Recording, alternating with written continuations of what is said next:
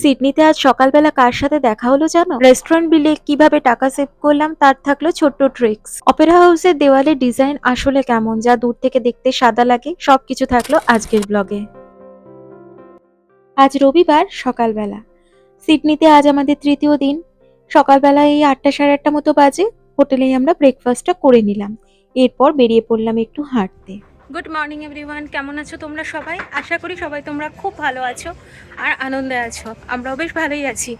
আমি সায়ন্তনী, আমার নতুন একটা ব্লগে তোমাদের সবাইকে স্বাগত জানাই। চলো আজকের দিনের গল্পটা তাহলে শুরু করি। আজকে হলো রবিবার, আজ 5 এপ্রিল। আমরা এখন যাচ্ছি, সকাল এখন বাজে 9:50। সকালবেলা উঠে ব্রেকফাস্ট করে একটু ফ্রেশ হয়ে আমরা দুজনে এখন হাঁটতে বেরিয়েছি। আর মৌমিতাদিরাও সিডনি এসেছে। মৌমিতাদিরা তো সিডনিতে ওদের ভাইয়ের বাড়ি, ওখানেই এসেছে। তো আজকে এখানে সিটিতে এসেছে, আমরা তাই জন্য যাচ্ছি, একটু দেখাও করব আর অপেরা হাউসের ওই জায়গাটা দিয়ে একটুখানি হাঁটবো, এটাই। মৌমিতাদি আমাকে দিদি বলতে মানা করেছে, তাই আমি আজ থেকে চেষ্টা করছি আর দিদি বলবো না। তো ইস্টারের ছুটিতে মৌমিতারাও সিডনিতে এসেছে ছুটি কাটাতে, ভাইয়ের বাড়িতেই রয়েছে। সিটিতে আজকে হাঁটতেই এসেছিল, তাই আজকে এসেছি ওদের সাথে দেখা করতে।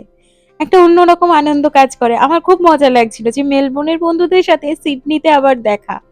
অল্প সময়ের জন্যই দেখা করলাম, একটু কথা বললাম, এরপর ওরা ফিরে গেল। দুপুরবেলা খাওয়া দাওয়া করবে, কারণ ওরা অনেকটা সকালে এসেছিল আর আমরা তো দেরি করে ঘুম থেকে উঠি জানোই।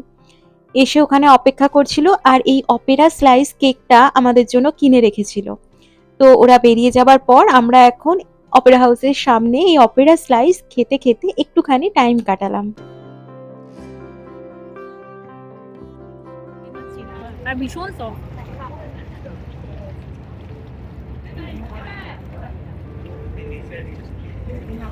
এরপর আমরা খানিকক্ষণ এদিকে হাঁটাহাঁটি করলাম, তারপরে যাচ্ছি এখন হোটেলে। হোটেলে ফিরে স্নান টান করে তারপর আবার বেরিয়ে পড়বো।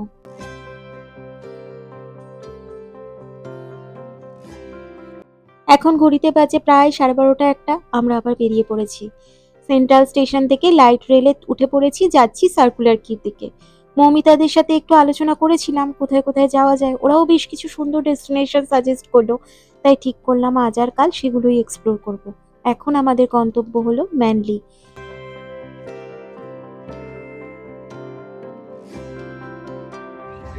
আমরা আজকে ভেতরে দাঁড়িয়ে আছি, বাইরে খুব হাওয়া, বাইরে ভীষণ হাওয়া।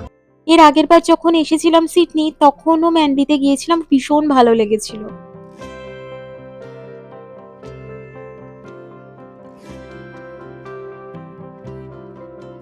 সব থেকে ভালো ব্যাপার, ফেরি করে খুব সহজে পৌঁছে যাওয়া যায়, কোনো চিন্তা নেই।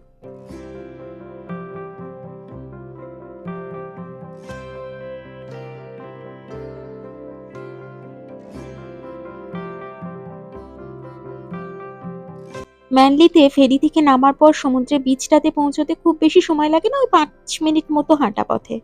আর নামার সাথে সাথেই বোঝা যায় জায়গাটা ভীষণ জমজমাট, চারপাশে লোকজন, পরপর রেস্টুরেন্ট, দোকান, ছোট বড় স্টল।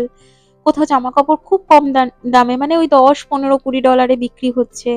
তারপর কোথাও হ্যান্ডমেড জিনিস বিক্রি হচ্ছে, ব্যাগ, টুপি, হেয়ার ব্যান্ড। এই হাঁটার সময় এগুলো দেখতে দারুণ লাগে।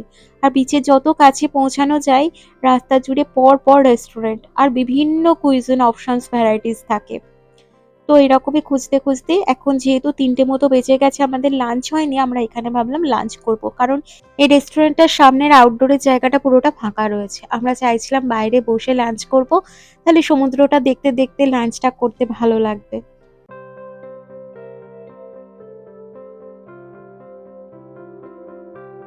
এই গাড়িটা কি সুন্দর দেখো, সাইকেলের মতো, আর ওই ঝাঁকা মতো জায়গাটাতে ওনার বেবিও বসে আছে, বেশ বাইরে থেকে হাওয়াটা লাগছে না, ঠান্ডা।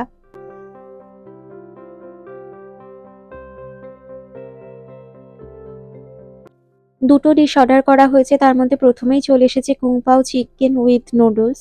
একদম গরম ধোঁয়া উঠছে। এই নুডলসগুলো একটু মোটা টাইপের হয়, কিন্তু খেতে খুব ভালো লাগে, আলাদা টেক্সচার। তবে খাবারটা তাড়াতাড়ি খেয়ে নেওয়া যাক, কারণ সমুদ্রের ধারে হাওয়াতে খুব তাড়াতাড়ি ঠান্ডা হয়ে যাবে না হলে। এই খাবারটা শুরু করতে করতে আর একটা ডিশও চলে এলো। ফিশ অ্যান্ড চিপস অর্ডার করেছিলাম, মানে মাছ ভাজা আর তার সাথে আলু ভাজা। সমুদ্রের ধারে বসে না এটা খেতে আমার দারুণ লাগে। যে ফিশ বাটার ফ্রাইটা রয়েছে তার সাথে তার সাথে চিপস রয়েছে, আর এদিকে রয়েছে কুং পাও chicken with stair fried noodles. চিকেনটা কুং পাও চিকেন। চিপসটার সাথে খাও গরম গরম, খুব ভালো লাগলো। দেখলাম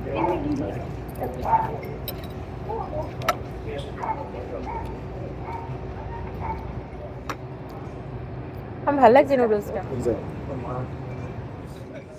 অনেকগুলো রয়েছে, একটা দুটো তিনটে চারটে পাঁচটা ছটা, ছটা তো রয়েইছে। একটা দেখি ভেঙে দেখাই তোমাদের। বাবা বেশ বেশ ভর্তি মাছ, এই যে ভর্তি মাছ পুরো।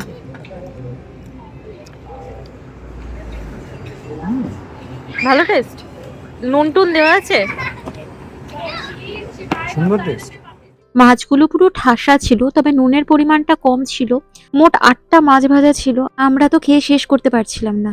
একটা ব্যাপার বলি, আমাদের বিল হয়েছিল টোটাল 41.6 $41.6। তো বিল মেটাতে গিয়ে মানে ট্যাক্স নিয়ে সারচার্জ দিচ্ছে। সারচার্জ আজকে পাবলিক হলিডে, সারচার্জ এখানে প্রায় $6 মতো সারচার্জ কাটছে। $6 টোটাল ক্যাশে হচ্ছিল, দিলাম বলে ওটা কাটিয়ে দিল। মানে $47 হতো, ক্যাশে দিল বলে $41 যেটা দাম সেটাই, যেটা দাম সেটাই লাগলো। $6 এক্সট্রা লাগতো। বাবা না আমাদের কাছে অনেক বাবা। চল চলো, মানে বুঝতে পারলে ইন্ডিয়ান কারেন্সিতে ধরলে প্রায় 350 টাকার মতো সেভ। তো ছোট্ট একটা টিপস, অস্ট্রেলিয়াতে স্পেশালি যদি পাবলিক হলিডে বা উইকেন্ডে বাইরে খেতে চাও, যদি পসিবল হয় ক্যাশ ক্যারি করতে পারো, মাঝে মাঝে এরকম ছোটখাটো সেভিংস হয়ে যাবে তাহলে। সামনে সমুদ্রের জলে সূর্যের আলোটা পড়ছে আর সোনালি হয়ে চিকচিক করছে, কি ভালো লাগছে না দেখতে। আমরা বেশ খানিকক্ষণ এখানটাতে দুজনে বসে থাকলাম, খুব খুব খুব ভালো লাগছিল। কিছুক্ষণ আগে মেঘলা ছিল আকাশটা, তারপর হালকা হালকা করে রোদ্দুর ওই মেঘের মধ্যে দিয়ে বেরোচ্ছে আর জলের ওপর পড়ছে, ভারী ভালো লাগছে। খাওয়া দাওয়ার পর এখানটাতে তাই বেশ খানিকক্ষণ বসে থাকলাম দুজনে, যতক্ষণ না সূর্যটা ডোবা ডোবা হয়ে গেল। তারপরে ফিরবো আবার। এখানটাতে অনেকে বসেছিল, বলছিলাম না ম্যানলি পিসটা বেশ জমজমাট।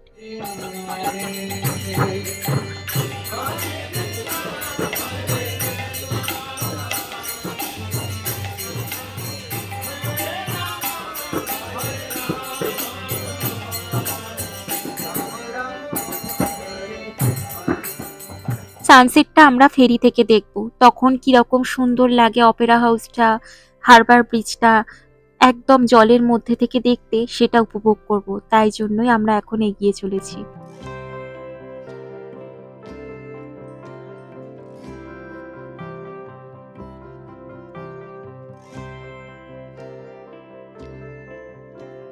ফেরির ভেতরটা দেখো, এইরকম সুন্দর বসার জায়গা থাকে।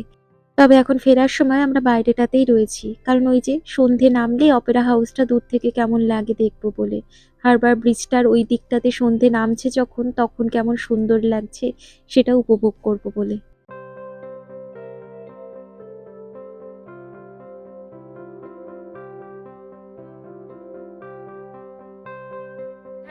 একটু বসলাম, একটু বসেই থাকবো শান্তি মনে। হ্যাঁ, এবারের ট্রিপে সিডনিতে আজকেই আমাদের শেষ রাত, তাই এই সার্কুলার কিতে বেশ খানিকক্ষণ বসে রয়েছি। কালই আবার ফিরে যাব, ভাবলাম সুন্দর জায়গাটাকে আজ একটু প্রাণ ভরে উপভোগ করি।